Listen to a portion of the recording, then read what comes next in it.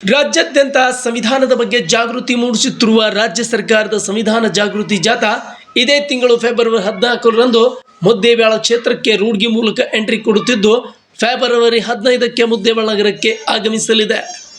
ಸುಮಾರು 4-5 ದಿನಗಳವರೆಗೆ ತಾಲೂಕಿನಾದ್ಯಂತ ಗ್ರಾಮ ಪಂಚಾಯಿತಿ ವ್ಯಾಪ್ತಿಗಳಲ್ಲಿ ಸಂಚರಿಸಿ ಸಾರ್ವಜನಿಕರಲ್ಲಿ ಸಂವಿಧಾನ ಬಗ್ಗೆ ಜಾಗೃತಿ ಮೂಡಿಸಲಾಗುವುದು ಎಂದು ವಿವಿಧ ದಲಿತ ಪರ ಸಂಘಟನೆಯ ಮುಖಂಡ ಬಸವರಾಜ್ ಸಿದ್ದಾಪುರ್ ಅವರು ತಿಳಿಸಿದರು.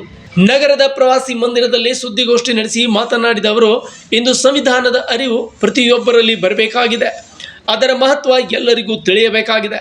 ಹೀಗಾಗಿ ಸಿದ್ದರಾಮಯ್ಯ ನೇತೃತ್ವದ ಕಾಂಗ್ರೆಸ್ ಸರ್ಕಾರ ಕೈಗೊಂಡಿರುವ ಈ ಕಾರ್ಯವಿಧಾನಕ್ಕೆ ಅಭಿನಂದನೆ ಸಲ್ಲಿಸಿದರು. ಹಾಗಾಗಿ ತಾಲೂಕಿನ ದಲಿತ ಸಮುದಾಯದವರು ಹಾಗೂ ಪ್ರತಿ ವರ್ಗದವರು ಸಾರ್ವಜನಿಕರು ಈ ಒಂದು ಜಾಥಾವನ್ನು ಬರಮಾಡಿಕೊಂಡು ಯಶಸ್ವಿಗೊಳಿಸೋಣ ಎಂದು ಸಾರ್ವಜನಿಕರಲ್ಲಿ ಅವರು ಮನವಿ ಮಾಡಿಕೊಂಡರು.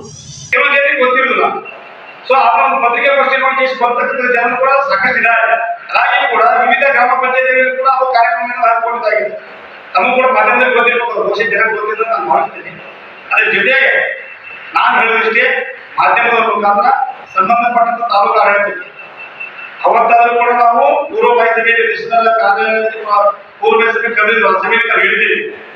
ಇಲಾಖೆ ಎಲ್ಲ ಅಧಿಕಾರಿಗಳು ಕಾರ್ಯಕ್ರಮಕ್ಕೆ ತಪ್ಪದೆ ಈ ಕಾರ್ಯಕ್ರಮಕ್ಕೆ ಹಾಜರಿರಬೇಕು.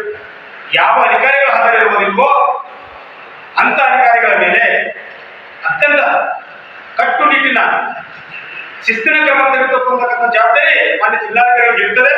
ಇನ್ನು ದಲಿತ ಮುಖಂಡ ಹರೀಶ್ ನಾಟಿಕರ್ ಮಾತನಾಡಿ, ಸರ್ಕಾರ ಸಾರ್ವಜನಿಕರಲ್ಲಿ ಸಂವಿಧಾನ ಬಗ್ಗೆ ಜಾಗೃತಿ ಮೂಡಿಸುತ್ತಿರುವುದು ಒಳ್ಳೆ ಕಾರ್ಯವಾಗಿದೆ. ಈ ಒಂದು ಕಾರ್ಯವಾಗಿದ್ದರಿಂದ ಪ್ರತಿ ಇಲಾಖೆ, ಪ್ರತಿ ಗ್ರಾಮ ಪಂಚಾಯಿತಿ ಸೇರಿದಂತೆ ತಾಲೂಕು ಆಡಳಿತ ಅಧಿಕಾರಿಗಳು, ಶಾಲೆ ಮಕ್ಕಳು ಸಾಥ್ ನೀಡಲಿದ್ದಾರೆ.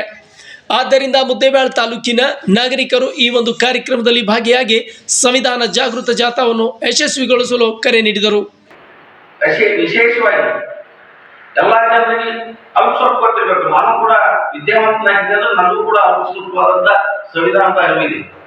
ಸಂಪೂರ್ಣವಾದ ಸಂವಿಧಾನದ ಅರಿವು ಯಾರ ಅಂತವ್ರು ಬಂದ ನಾವು ಉಪನ್ಯಾಸಕರನ್ನು ಕೂಡ ಹಾಕೋಬೇಕಂತ ನಾಯಕರಿಗೂ ಕೂಡ ಹೇಳಿದ್ವಿ.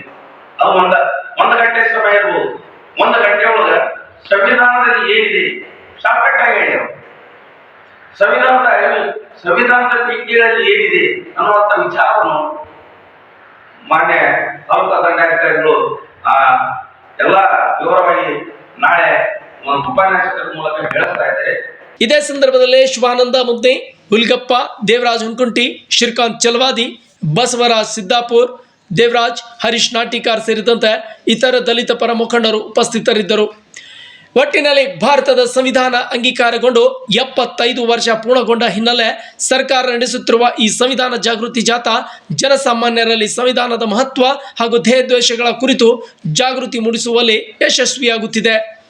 Suraj Risaldar, news desk, tsunami TV, Muddebihal.